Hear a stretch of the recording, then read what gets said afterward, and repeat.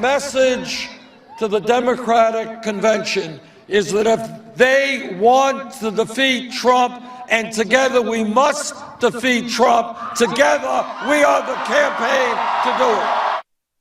There is a line of thinking at the moment. Consider we are not going to comment on the level of sanity and reason with regard to such thinking. The Democrats will be handing the presidential election to Donald Trump if they do indeed nominate Hillary Clinton to be their standard bearer come November. That the woman is so hated, so despised, so lacking in any moral reason to cast a ballot her way, some would say even by her own people, that she can't win. She should cease the parlor tricks now. Surrender! Because without Bernie Sanders leading the way and cutting the White House lawn with the presidential tractor, Democrats are doomed. Let us then sally forth for some comment and quips, reminding all that phone lines are prepared for you. 1-877-Newsmax for a pithy and well-intoned comment, all right? Let's welcome back the radio talker heard every weekday afternoon. High noon, 5 p.m. also Eastern Time, pounding the airwaves on the big stick. 77 WABC out of New York City, Curtis Sliwa. Always a pleasure to get a chance to talk to you, Curtis. All right, here we go, my friend. There it is. Put Hillary Clinton in that Democratic nod. You are handing the election to Donald Trump. Bernie Sanders is the only guy who can beat Donald Trump. What do you think? Oh, you got to love the Altacaca from Brooklyn, where I was born and raised, Bernie Sanders, because it reminds me out of that scene out of Les Mis. To the barricades, the Bernie Sanders, free stuff people go, the hipsters, the millennials, they're going to flood Philadelphia, they're going to be outside, they want to end the Clinton royalty once and for all, and even though I would never vote for Bernie Sanders in a month of Sundays, the commie/socialist from Brooklyn, I got to tell you this, I love the agita, I love the grief that he's giving Feinstein, Boxer, and the rest of that cabal. You didn't even put Wasserman Schultz in there. Come on, you got to just love the fact that her head is basically exploding these days. Yeah, but she's a person of no consequence, right? She hashtags this, hashtags that. But really, let's face it. You know what Bernie is talking about. He's talking about the whining, dining, and pocket lining that First Bill and Hillary has done with their Wall Street pals and all the money that they were able to take out of Goldman Sachs and Lloyd Blankfein. We want to know what's in the transcripts, Hillary. Were you a cheerleader? Were you a pom-pom girl telling Goldman, sell the stocks and then undercut your own personnel in order to make profit? Come on, we want to know the transcripts. You got to stop there, because just the mere thought of Hillary Clinton as a cheerleader does not sit well with a lot of people right now, and I am so glad that I've not had dinner yet. Thank you very much.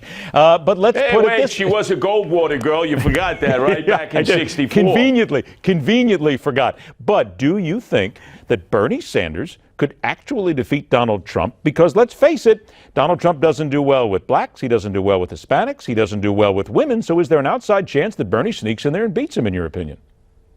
Look, come on. Did you ever know a guy who wanted to give you free stuff who couldn't get a lot of votes? He's going to give you free education. He's going to give you more snaps, more food coupones. He's going to give you free everything. And nobody is worried about how much is it going to cost. So you know something? There are a lot of schmucks and putzes out there who would definitely schlep to the voting booth and cast their ballot for Bernie. Schmucks and putzes. Welcome back to my New York roots. All right, good point. Couple of minutes left. Let me dig a couple of more things here with you right now. A syndicated cartoon by a guy named Ben Garrison is getting a tremendous amount of attention these days, and people are outraged about it. It shows Michelle Obama, Melania Trump, side by side. It shows a very svelte and very attractive Melania Trump and a very manly-looking Michelle Obama here. People are calling this absolutely despicable, racist, disrespectful, sexist, misogynistic. Is this going a little too far, Curtis? Oh, please, it's off the hook. Look, the one thing you got to say about Mrs. Barack Obama, Michelle, is she's got a set of 24-inch guns that I am envious of. But that was the same argument that was made about people who talk in the same manner and scripted in the same manner cartoons about Serena and Venus Williams because they got big guns, too. They're making a lot about this. I don't consider it racist. But then again, you know, sort of attractive to some guys. Haven't you ever noticed that some guys really go for those muscular gals? What about just respectful, though? Because no matter love, hate, whatever, she is the First Lady of the United States. I don't think it's disrespectful. I think she prides herself on being athletically fit and trim and being able to yoke Barack Obama if he ever picks up those Lucky Strikes or those cigarettes again and tries to smoke one in the White House. All right, last thing before we grab a couple of phone calls here. The House has voted, the GOP-led House has voted to bar the Confederate flag from cemeteries featuring the Veterans Administration. People saying this is a racist symbol. It's got to go. Your take. Hey, look, they're losers. You guys in the South, you lost the Civil War. I know you're saying, oh, Jeff Davis, Stonewall Jackson, Robert E. Lee. Hey, the stars and bars, the flag of treason, losers. You know, when somebody wins the American League or National League pennant, they put up the pennant. You win the World Series, you put up the World Series banner. When you're used or loser, you get not even the hairs of my chinny chin chin. Sure, it's a racist image, and in the state of Mississippi, hey, you'll still have it there as part of your state flag, but it needs to be banned in perpetuity and relegated to the archives and the museums. Good man. I got 90 seconds left here. Let's go to a couple of calls quick. Craig from Middletown, Ohio. You're on the hard line with Ed and Curtis. Go. You got 30 seconds. Well, both parties are always have been complaining about the delegates and super delegates. Why don't they go back to one person, one voice, one vote, and whoever gets the most votes wins? Wait a minute. Hang on, Curtis. What a thought. One person, one vote? I don't think we could possibly get there. Well, you know, based on Bernie Sanders' belief, there should only be one party, right? The old party of the Soviet Union, the proletariat. But he's stuck with two and sometimes three or more parties. But you're absolutely right. Every vote needs to count. We don't need super-duper delegates. Just elected delegates and let them vote at the convention. I'm with you. 30 seconds left. Sean from Omaha, Nebraska. You're on with Curtis and Ed. Go. Hi, Ed. Hi there. Ed, I'd like to disagree with you, and I'd like your comment on that again. About Trump's statement. It says it looks like terrorism. Well, it sure looks like terrorism to me. And what you didn't also say is Hillary Clinton and the Egyptian leaders said the same thing. They did not say the same thing at 6:27 in the morning. They waited until some of the people came out and some of the actual governmental agencies came out and talked about it. I'm not saying it wasn't terrorism. I'm saying that you don't knee-jerk on something like that if you are responsible. Curtis, 20 seconds. What did you think of that tweet from Donald Trump this morning about the explosion?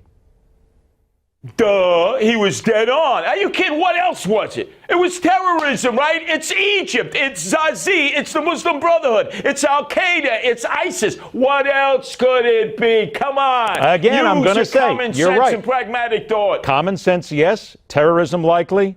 Let the evidence show it. That's all I'm saying. Don't try to be the first one to do it on the tweet. But then again, that's what Donald likes, right? Curtis? Hey, doesn't Newsmax want to be the first one to break news, right? Come on. There we go. It's all a Break competition. news, yes. He You got tweeted it. before anyone else. No opinions, but I love it. Curtis, always a pleasure, my friend. 77 WABC, thanks for joining us. We'll see you next week. All right. Finally, this personal note. Another blow to very serious and respectable journalism today. We mourn the loss of veteran news reporter Morley Safer. He passed away at the age of 84. Thankfully, his colleagues at 60 Minutes were able to pay tribute to him while he was still alive. It's at moments such as this that I personally reflect on the fetid sewer most so-called news agencies, specifically on the internet, have descended into, treating rumor as fact, citing hack partisan websites as truth, fluffing the news into little more than a reason to show off a plunging neckline or promote a new book, which they do quite frequently. And somebody did recently on network television, but that's another story. I was a child of 60 Minutes and CBS News. I learned a lot about how this craft should be presented from people such as Safer, Wallace, Cronkite, Simon. Forget their political affiliations. You never knew at that time because they were newsmen. A lot of others. I still find them to be the gold standard in what has become a field filled with video and verbal excrement. And in everything I do in honing my craft every day, I will follow the lead of such true journalists to seek out the facts, find the truth, the evidence, discuss it intelligently with common sense and a desire to ferret out what's behind the story. I could only wish more of my era and those eras beginning now who want to be journalists. I wish they felt the same. I want to thank you, Mr. Safer. Rest well in the knowledge there are still those out here who believe journalism is not dead, merely hibernating until we rid ourselves of the pompous, the egotists, the narcissists, and those who forget the news is not about them. What it is about is leadership, personal responsibility, and the truth. Three things we could all do with more of in our personal and our professional lives every single day. And that is telling it like it is. Rock on, true believers. Thanks for joining us. See you tomorrow night here on The Hardline.